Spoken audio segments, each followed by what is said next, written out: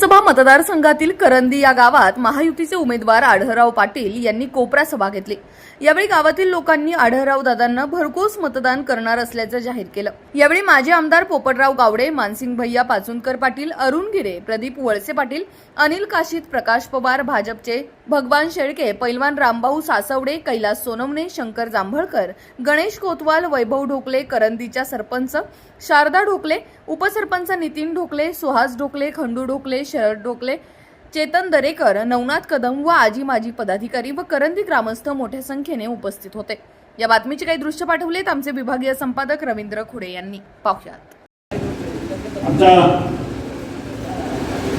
वैभव आहे, काही ग्रामस्थ आले होते की बैलगाडा घाटाची मागणी आहे आणि ती मागणी माझ्याकडे घेतलेली आणि मी आचारसंहिता संपल्यावर त्याच्यावर तातडीने निधी पडेल याची आपल्याला खात्री देतो।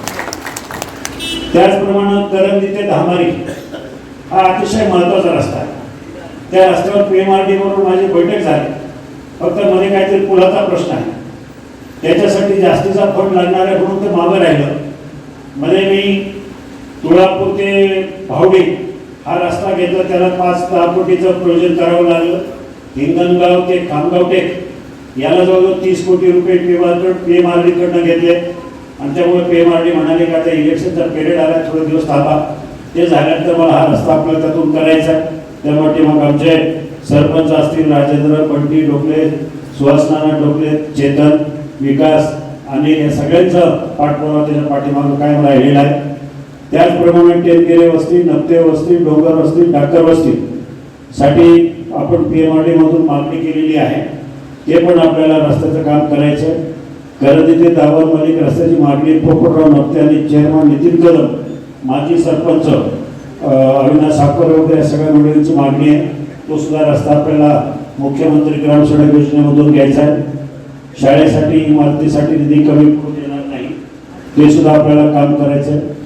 गावातील मुलांसाठी सुसज्ज क्रीडा संकुल म्हणजे केंद्राच्या अशा योजना आहेत। आता क्रीडा संकुल जे तालुक्याला एक, पुणे नाशिक रेल्वेसाठी जवळजवळ 25,000 कोटी लागणार आहे, म्हणजे 50,000 कोटी रुपयाचा जर निधी हवा असेल शिरूर लोकसभा मतदारसंघासाठी, आपल्या ह्या परिसरातल्या इथला नसेल पण 12 गावच्या पाण्याचा प्रश्न असेल, ही सगळं कामं करायला पंतप्रधान आणि मुख्यमंत्री यांच्या पाठीमागे उभा राहणारा खासदार पाहिजे।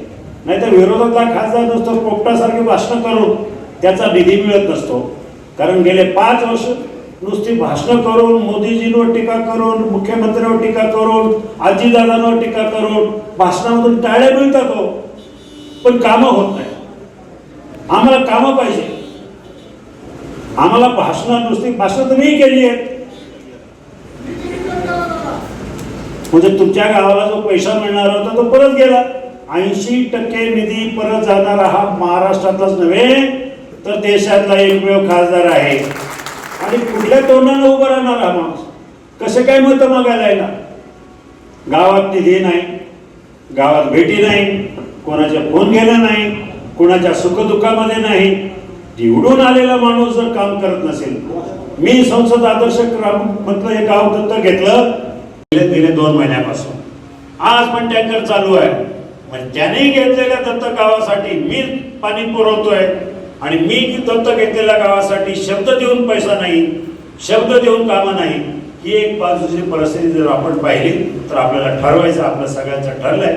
मला आनंद आहे सगळ्या गावाने निर्णय घेतलाय की ह्या वेळेला कमीत कमी 80% मतदान माझ्या बाजूने होईल आणि मी तुम्हाला शब्द देतो, तुमच्या ज्या अपूर्ण कामं आहेत ते करून घेण्याची जबाबदारी माझी आहे। मुख्यमंत्री माझ्या बरोबर आहे, उपमुख्यमंत्री आणि आमचे राष्ट्रीय अध्यक्ष अजितदादा पवार यांची ताकद माझ्या पाठीशी आहे। आपल्या मतदारसंघाचे लोकप्रिय आणि कार्यसम्राट आमदार आणि मंत्री आदरणीय वळसे पाटील, आम्ही तिघही एकत्र असलो तर मतदारसंघातल्या कुठल्याही गावाचा निधी वाचून वंचित राहणार नाही, एवढंच या ठिकाणी शब्द देतो। फक्त 13 तारीख चालू झाली 10 वर्षापूर्वी, त्यावेळेला माझ्याकडं 650 गावांपैकी अनेक गावांचा ऑप्शन तयार होता। मी करंदी गाव मुद्दाम निवडलं। मला वाटलं हे गाव एकमुखानं विकास करण्यासाठी, या गावाचा विकास करणं जरी झाला असला तरी स्मार्ट विलेज म्हणून याला देशामध्ये मान्यता मिळवून देण्याचा माझा प्रयत्न होता. आपल्या सगळ्यांनी सहकार्य केलं, मोठे कार्यक्रम आपण केले.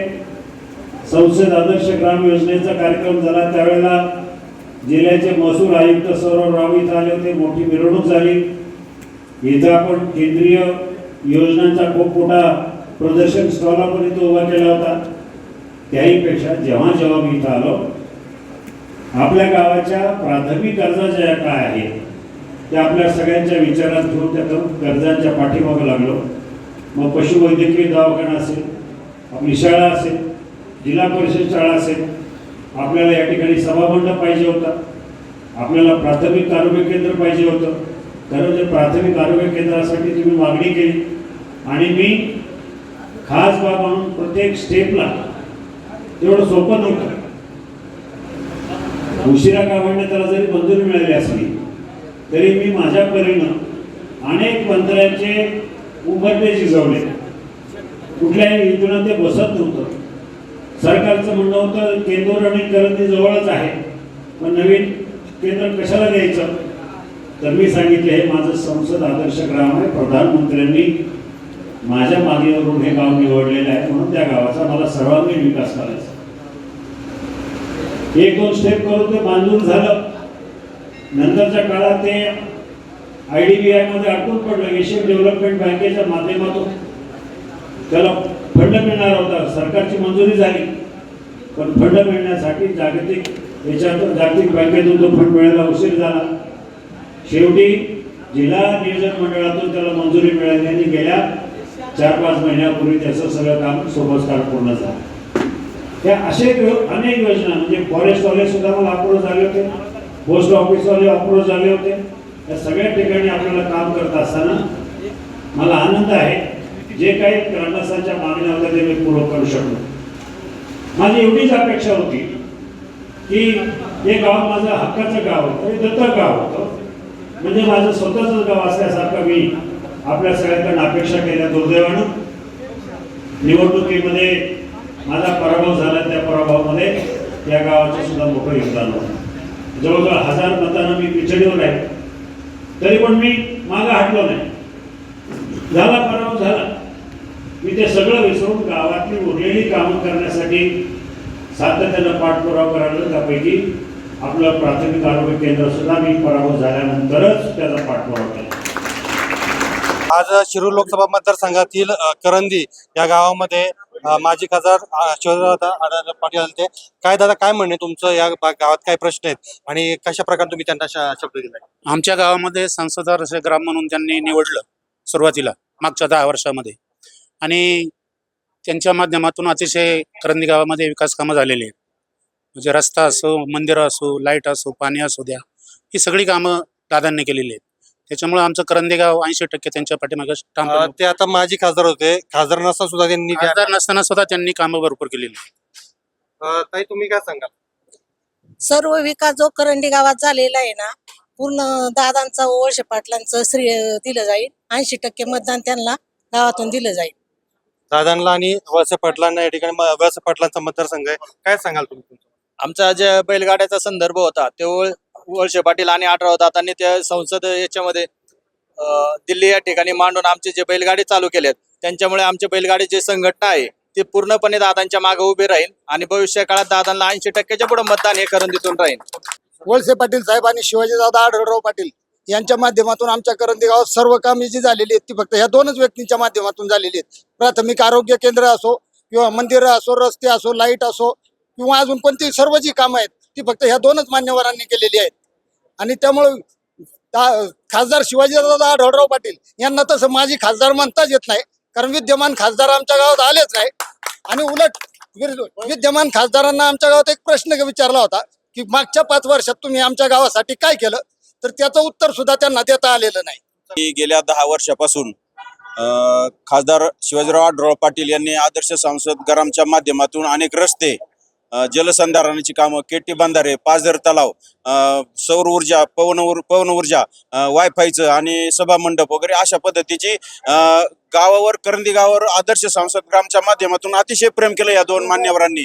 तशाच पद्धतीने वळसे पाटलांनी सुद्धा केटी बांधारे असतील, मुख्य आणि करंदीचा पूल असेल, सर्व रस्ते असेल, PWDचे रस्ते असतील, सर्व पानंद रस्ते वगैरे या सगळ्या पद्धतीनं गेल्या 15 वर्षापासून या दोघांनाही विकास केलेला आहे. म्हणून खऱ्या अर्थानं एक करंदी गाव त्यांच्या दोघांच्याही पाठीमागे आहे. आणि येत्या 13 तारखेला आढळराव पाटलांना आमच्या गाव 80% मतदान करील आणि त्याच्यातलं 90% मतदान हे फक्त खासदारांना होणार आहे अशी आम्ही ग्वाही देतो. तुमचं नाव सांगा. सुनील यशवंत वरपे. काय झाले, मागल्या वेळा आमची चूक झाली. काय झालं, सगळीकडे मतदान झालं. आमच्या गावामध्ये जर शिवाजीदादा आढळरावला मतदान झालं असेल तरी त्यावेळेला त्यांचा पराभव झाला. ही आमची चूक झाली. परत ही आमची चूक होणार नाही. कारण का, काम करणारा नेता पाहिजे, काम करणारा उमेदवार पाहिजे आणि जो काम करतो तो कोणत्याही पक्षाचा असो त्याच्यासाठी आम्ही मतदान करणार. यावेळेला आढळराव पाटील यांच्यासाठी 80% मतदान करंदी गावातून होईल अशी मी या ठिकाणी ग्वाही देतो. अजूनही आपल्या सोबत काही लोक आहेत. तुमचं नाव सांगा आणि काय म्हणणं. माझं नाव राघव नप्ते. खरं तर खासदार असताना कामं केली, त्यात काही नवल नाही. पण दादा खासदार नसतानाही गेल्या 4-5 महिन्यापूर्वी सुद्धा दादांनी आम्हाला 1 कोटी रुपयाचा निधी या ठिकाणी दिलेला आहे. आणि 2-3 महत्वाच्या कामांचं पण दादांनी आश्वासन दिलं. त्यामध्ये क्रीडा संकुल हा तरुणांच्या ज्वाळ्याचा विषय आहे. कारण या गावाला क्रीडा संकुल नाही, इतकं मोठं गाव असून दादांनी शब्द दिलाय की मी कसल्या परिस्थितीत तुम्हाला क्रीडा संकुल या ठिकाणी करून देणार आहे. आणि आमच्या बैलगाड्याचा एक महत्वाचा विषय आहे करंदीच्या बाबतीत, तोही दादांनी शब्द दिलाय की आम्ही बैलगाड्याचा घाट मी तुम्हाला कसल्याही परिस्थितीत करून देईल. ह्या सगळ्या कारणांमुळे आम्ही सगळा तरुण वर्ग दादांच्या पाठीमागे आहे. मी 3 वेळा मतदान केले, आता 3री वेळ आहे माझी. पण दादांना ह्याच्या अगोदर फक्त लास्ट टाइम माझं चुकलं की बाबा कोल्हे साहेबांनी केलं. परंतु कोल्हे साहेब 5 वर्षात एकदाही दिसले नाही. काळे का गोरे लोकांना कळलं बी नाही. करंदी गावात काय कोल्हे साहेबांचा तपास नाही, काय नाही. पण दादांचं कसं, तळागाळाचा माणूस, आज उद्या कधीतरी माणूस लागले दादाच्या बंगल्यावरती कधी जाऊ शकतो माणूस. पण कोल्हे साहेब कधी सापडायला तयार नाही, तर कोल्हे साहेब शोधायचं कुठून. त्यामुळे कोल्हे साहेबांना बॅन, पूर्णपणे बॅन, फक्त आणि फक्त दादालाच. खऱ्या अर्थानं गेल्या 5 वर्षामध्ये, म्हणण्यापेक्षा 15 वर्षामध्ये दादांचं अतिशय नाविन्यपूर्ण काम आहे. यापुढेही निश्चितपणे दादांचं काम होईल. लोकांनी बघितलेलं आहे, मागच्या वेळेस जो काही चेहरा होता संभाजी महाराजांच्या चेहऱ्यावरती मतदान मागितलं गेलं. यावेळी केवळ फक्त भावनिक मुद्द्यावरती मतदान मागण्याचा प्रयत्न आहे. दुसरा कोणताही मुद्दा समोर दिसून येत नाही. फक्त पवार साहेबांची सहानुभूती मिळवायची, ह्या साहेबांच्या सहानुभूतीचा आणि वयाचा फायदा घेऊन या ठिकाणी विरोधी पक्षाचे खासदार निवडून येण्याचा प्रयत्न करत आहे, असं एकंदरीत मला वाटतं. या ठिकाणी दादा आल्यानंतर दादांनी जे काही आम्हाला बोलले आणि गेल्या 15 वर्षापासून आम्ही त्यांच्याकडे मागत राहिलो आणि दादांनी आम्हाला देत राहिले.